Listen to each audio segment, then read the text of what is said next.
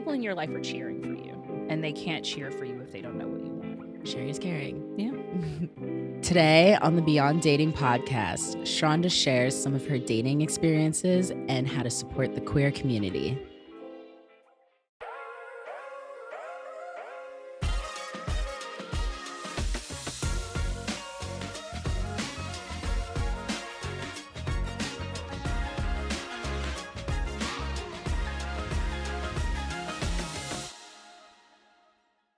And our sponsor for today's episodes is Beyond, the newest dating app in town.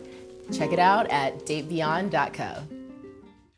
So when you're like, because you like lived a lot of places and you're like, you like to travel and stuff, like how do you meet people to date when you're traveling? I actually don't meet people to date when I'm traveling, truthfully. I think in my early 30s, I did. But at this phase and stage, I don't really. I just am sort of not interested in like, I'm not in a hookup phase right now. I think if I were, then I'd be much more open to it. And I was in a long distance relationship for 2 years. I eventually moved to be in the same city with him, but I just like, there's something about dating someone who was like local where you can on a Wednesday just be like, can we grab dinner? You know, that I like and that I missed. And so, yeah, I'm just not doing the meeting people when I travel. I was on a group trip in November in Martinique and St. Lucia with like a group of folks. And like, there was definitely like I came here to meet people on this trip and like have my little week-long fling. And I was like, best of luck and Godspeed. Do you want me to make sure you made it home? You know, yeah. I'm going to bed, but good night. Yeah. Oh, that's sweet. I like those little like vacation flings, you know, like that's cute. They can be fun. They can be fun. It's nice to have somebody like available. Yes. That is here. Yeah. So have you noticed that men are like more available than in the past or like less available? What do you mean? Like for dates and like trying to court you? And yeah, I mean, I date everybody. But I think in LA, what's interesting is I think lots of folks want to be busy and want to be busier than they are. And so it feels like a lot of coordination to like get on people's calendars, et cetera, at least in the beginning. I will say that women and femmes tend to be much more communicative about their schedules and like availability. And I feel like play fewer games around the who's chasing whom, you know? Men and cis men in particular tend to be the ones that are like, well, I don't know, I'll let you know. And I'm like, this is not okay. Yeah, like talk to me. Like, do you want to go out with me? Yeah, or do you not? Yeah. Yeah. We don't have time for games. Like, be direct. Yeah. Like, I don't like lack of clarity. Yeah. I don't do it. So are we starting? I think so, yeah. Oh. We're always rolling. Okay. So you date men and women? And non-binary people and, you know, cis people, trans people, everybody. So what are some, you know, like things that have been consistent across the board of all genders? Yeah, I would say the busy thing, right? The like, am I busy? Am I really available? I would say I think everybody struggles to articulate what they want and what they're looking for in dating. And I would say what's interesting in LA is everyone is like, let's just keep it casual, you know? And you know, I'm almost 40. And so it's also interesting to be at this phase of life and figuring out what casual means at this point, right? Because it's like I have my own space, I have my own routine, I have family, I have friends. And so fitting someone in even casually, I have to be intentional about. But I also am like, I'm not trying to spend 2 years just like maybe seeing you every other week. Like I also am looking for something a little more consistent than that. But yeah, the like, I'm busy, I don't really know what I'm looking for, true and consistent across the board. And then what are some differences that you noticed? Yeah. Women and femmes dress up for dates. Okay. Like there is very clearly effort, like they walk in and you're like, I see that you were excited about meeting me and like you look good. And a lot of the cis men I date, I'm like, did you shower today? Because No. so, sometimes I'm like, you just really rolled out. Okay, like you just rolled out of bed and like that's cool. Um, and I would say um that like anything that feels like courtship or effort seems much harder to get from cis hetero men. I don't know what they're doing, but somehow they have come to see themselves as like the prize in dating. I also think that part of it is like our culture weaponizes the threat of loneliness for, against women and women as we age in particular.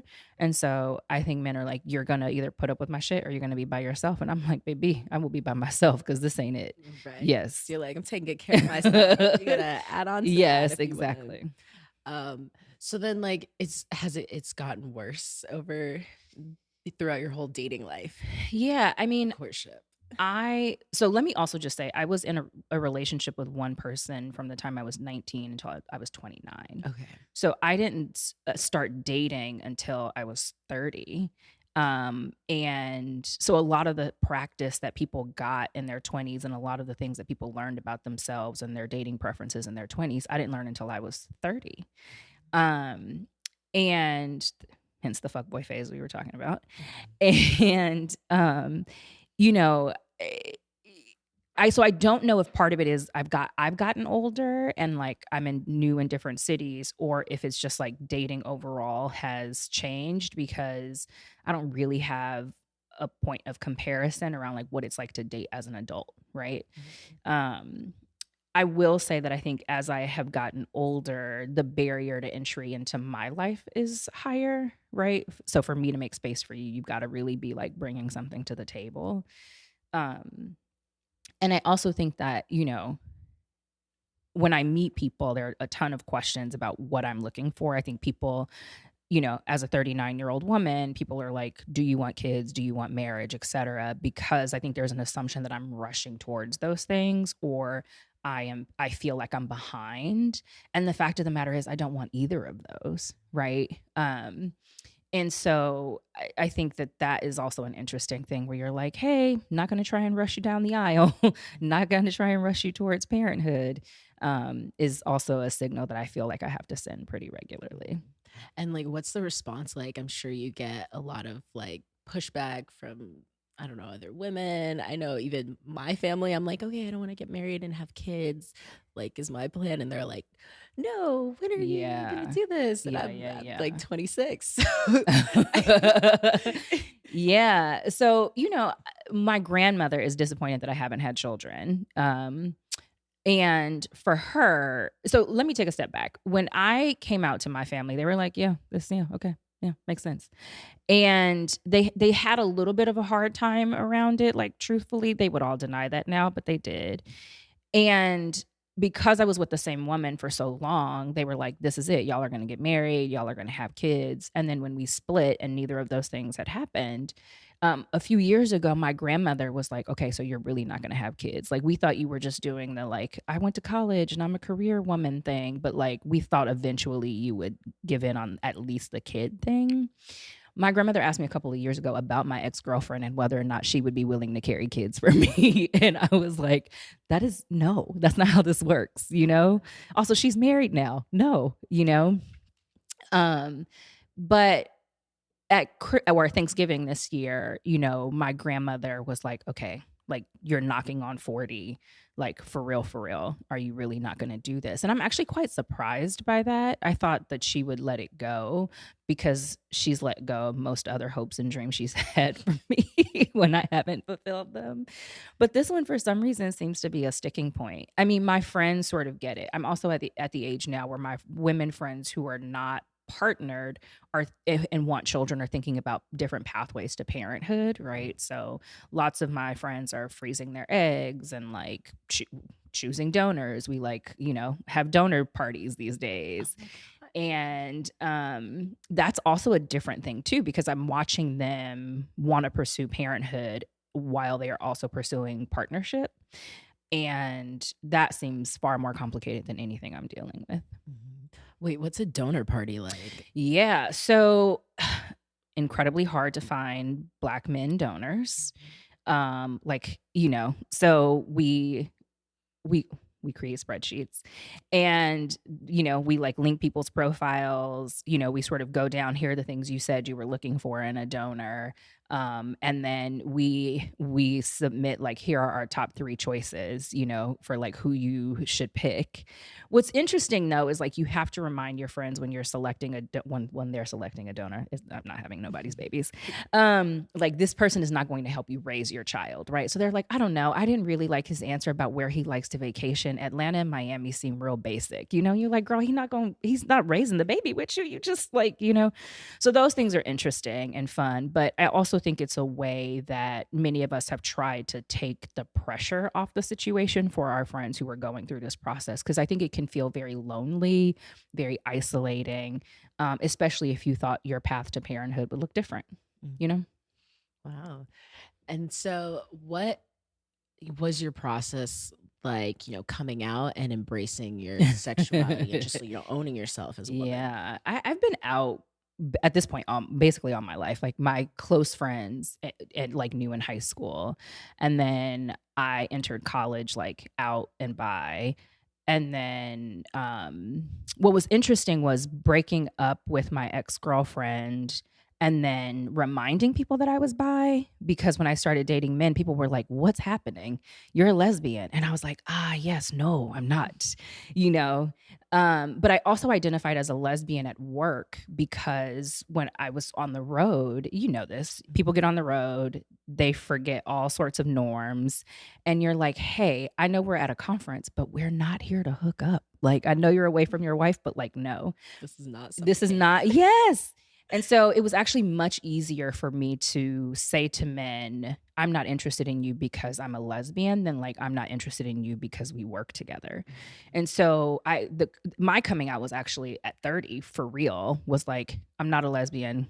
I'm bisexual. I date all the people." I think if I'd come out later or had been younger, pansexual might actually be the identifier for me. But bi is a term that I embraced so early and feels fine, that it's the one I still use. Nice, incredible. And with like throughout your life, what differences have you noticed in like the LGBTQ community? Yeah, I think, what will I say about that? Um, I think more people are openly identifying as queer. I think even people who are partnered with someone of the opposite sex or opposite gender are, like, still identifying as queer, which I think is really important. Um, I think we have much more language to talk about our preferences, our experiences, both of gender and sexuality. And I think all of that is great. I think one of the things that has been disappointing to me has been the push towards things like, this is going to be controversial, but like marriage, right? Because I feel like people should be able to marry whoever they want to marry, and all of that is right and good. And, you know, but I think in some ways our push to be seen as, like, normal, or just like you, I just happen to like someone of the same sex or same gender, has actually flattened queerness in a way that, I sort of miss some of the, like, yeah, like, the queer spaces that were really fun and funky, etcetera. I mean, like, it's hard to find gay bars now, as you know. If you do, a lot of the folks in there are straight, and you're like, "Oh, great. You're here for a bachelorette. Wonderful," you know? Or I think queerness in some ways, and queer people, because of our sort of push to move more into the mainstream, we've lost some of the politic around queerness, and I miss that. Okay. So what would you do to change that? That's a good question. I think, you know, I think it's important that younger people who may not know understand that, like, there's a whole sort of movement, right, that made their being out and queer and safe possible, right? I do think that having queer dedicated spaces is important. And I wish that there were more of them and that folks were still creating and curating them. I also think we have to talk about queerness as a politic. It's more than about like who you go to bed with, right? It's supposed to be about your relation to power, how you see the world, how you understand your place in it. Um, and I think we should talk about how queerness and class intersect, because truthfully, the push to marriage was about wealthy gay people wanting to be able to, pass on wealth, all that other stuff. And so I remember, living in New York before New York had marriage equality, and, showing up to events because like the police were harassing masculine lesbian women, and being like, this is like one side of my like queer world, right? Where we're like, we just want the police to stop harassing us. And the other side of my queer world is like, I would like to be able to pass on my, resources to my spouse when I die. And like, not that either of those are invalid, but I do think increasingly the experiences of poor queer people and poor queer people of color in particular are left out of some of the bigger queer conversations. Do you have any ideas on how we can help those groups? I did not mean for this to turn into an activist conversation. I love it. Yeah, I mean, there are likely in local communities organizations, that are organizing around these issues, particularly around safety, around access to employment, especially for trans people, and access to safe and stable housing, right? And so I would look for those folks. Yeah. Mm-hmm. Wow.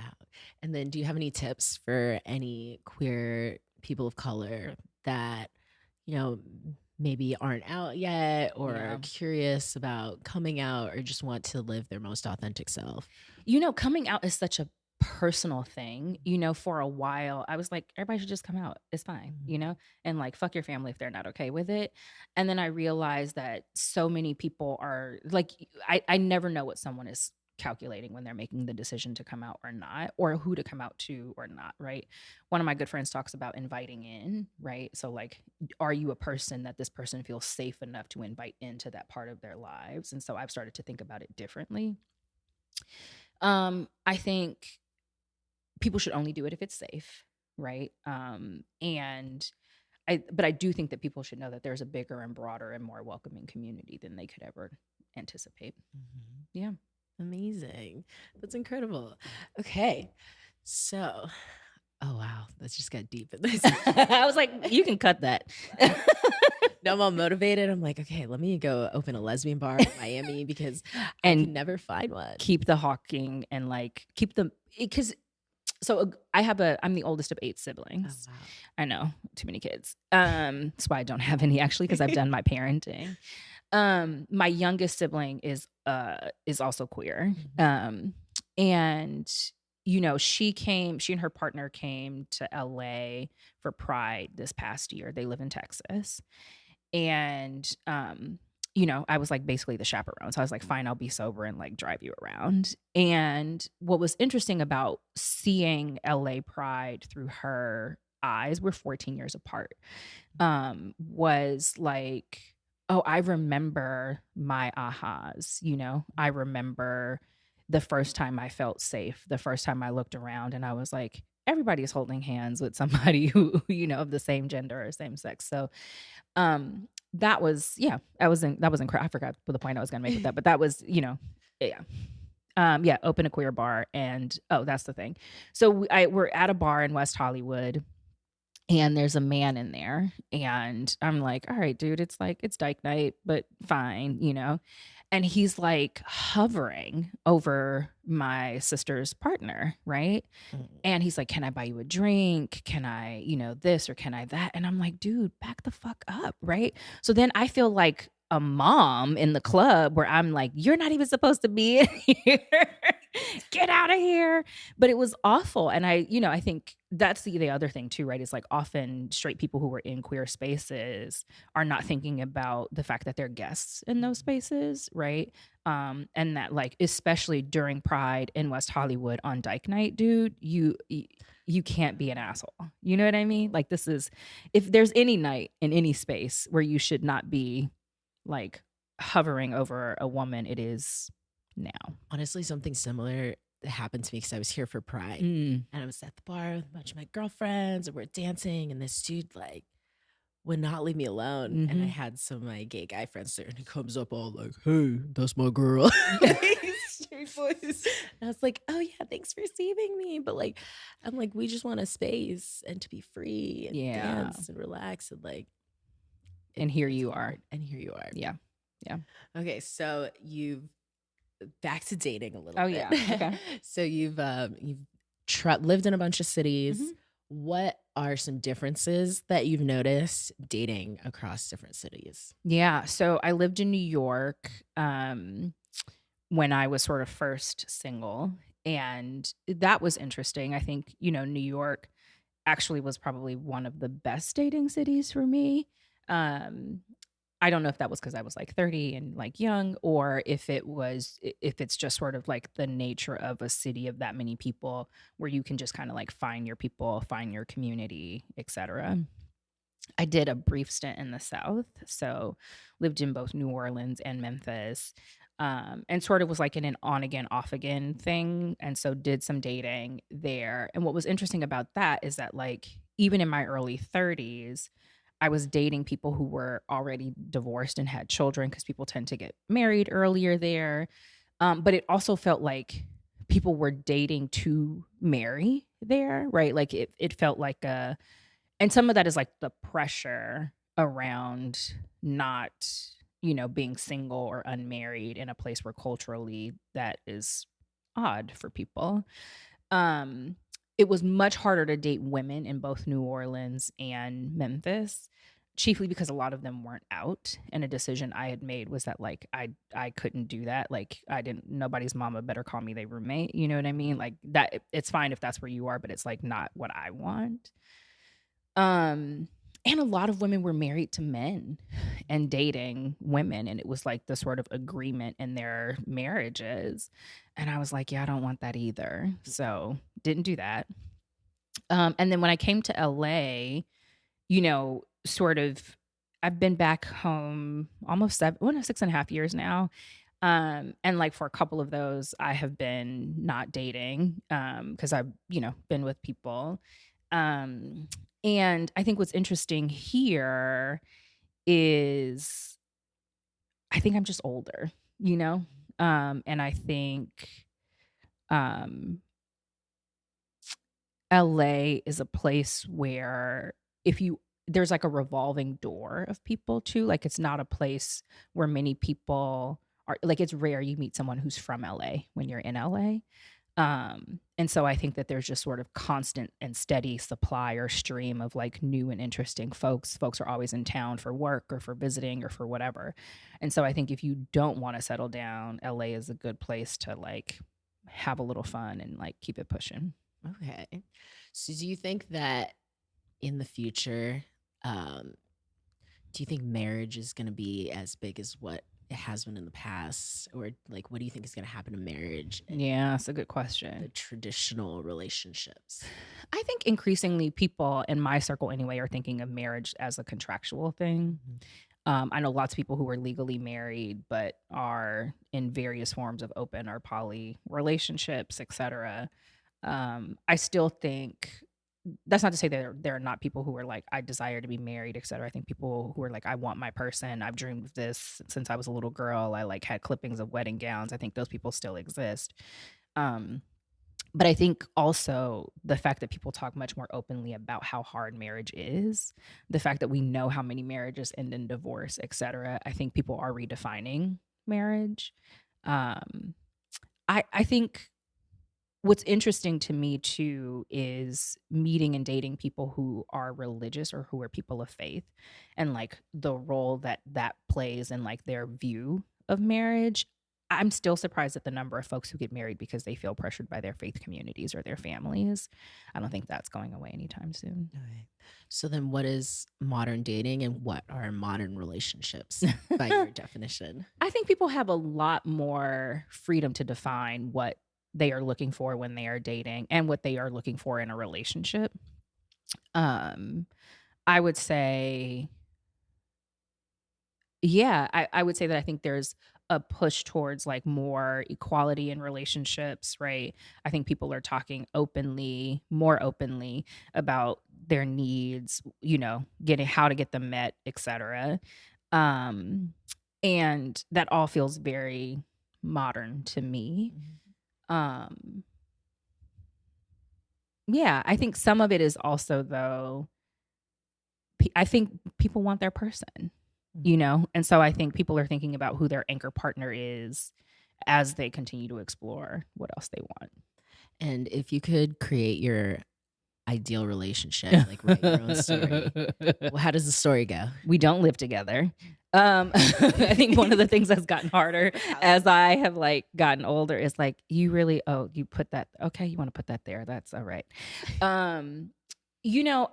For me, I'm looking for someone who can be a soft place to land, right? I have a ton of responsibility at work. I have a ton of familial responsibility. And I want a place where like I can be soft. I want a place where I can be honest about what's hard. I want a place where, I love adventure. So like I love to travel. I like to hike. I like to kayak, even like locally, I want an adventure buddy. And I want someone who is committed to something bigger than themselves, right? That's like really important to me. And I want somebody who's going to push and challenge me too. I can be me. I can be inflexible. I can be all sorts of things, right? And I think I'm looking for somebody who can, just help me be the better person that, or a better version of myself. But we don't live together. Oh yeah. Yeah. Like one of my really good friends is like, my ideal situation, we have separate houses. Yeah. We come together, and I was like, that sounds kind of nice. Yeah. We could have like next door condos or something. Sleepovers sound great. Sleepovers are amazing. Yes. But like, I need my own bathroom, closet, and bedroom. Yes. Especially men and bearded men in particular. I'm like, okay. Oh my gosh, when they like shave their beard in the sink. Yeah. And they never get all the hair. And I'm like, you didn't even try. You couldn't have tried. Like, I'm looking at it. This was not an effort. Yes. Oh my gosh. Okay, but I know you do little date recaps. Oh yeah. Date recap stories. So tell me about your recaps on those. So okay. I started this thing on Instagram where it's like, I don't even have that many followers. Like it's not a thing. But what I was doing was just saying like, hey, I'm going to get back out there after a couple of years. Let me take a step back. I was dating somebody. He was great. Lovely. The pandemic hit. And I was like, ooh, if the world is ending. It's not you. And so that was that. And then, we were in the middle of like a plague.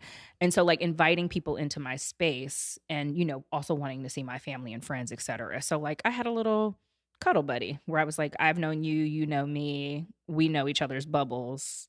So like those needs got met. But then I was like, all right, y'all, like I'm going to look for real companionship again.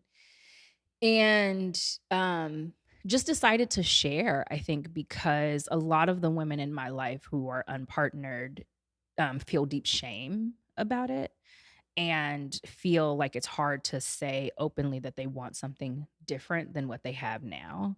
And I was like, I'm just going to like tell people that this is what I'm doing. I'm not going to have any shame around it. I'm going to say exactly what I want. I'm going to share what the experiences are like. So y'all know what the dating pool is like and what the dating pool is like for, a 38-year-old progressive, openly queer woman in Los Angeles, right? Like, let's do it. And I explored two avenues. So I worked with a matchmaker, and I was using an online dating app and shared all the stories from like both places. And what was interesting about it is how many women were like, all right, if this is your experience, maybe I can give it a try again. So many more women were like, I'm going to do this with you. It's like sometimes it's like when your friend does dry January, you're like, all right, girl, I'll try it with you, I support. Yes. So lots of that. And then I think people were also surprised at how prevalent, I think homophobia and biphobia in particular remain. Like I think everybody is like, well, I have a gay cousin or I have a gay coworker, and it's like everybody's cool. And I'm like, yeah, but it's different when people are confronting the possibility of like building something with you, right? And so I'm, my dating profiles make very clear I don't date transphobic or homophobic people. I don't actually openly identify as bi on the apps because I got tired of being approached by couples. Yeah. So I tell people in our first conversation, like, hey, this is the thing you should know, but I don't list it. And in doing that, people have been, some of my friends are like, you should write a book or an article about this because this has been wild. Other people have been like, at least do a podcast, And I'm like, I don't really know. Don't put a mic or a camera in front of me, but yikes. And it's been interesting. Like, I've learned a lot about myself. I've learned a lot about my non-negotiables. But I've also learned a lot about just how many people don't really know what they want or are afraid to say what they want. You know what I mean? Mm-hmm. So that's like the big key takeaway from dating.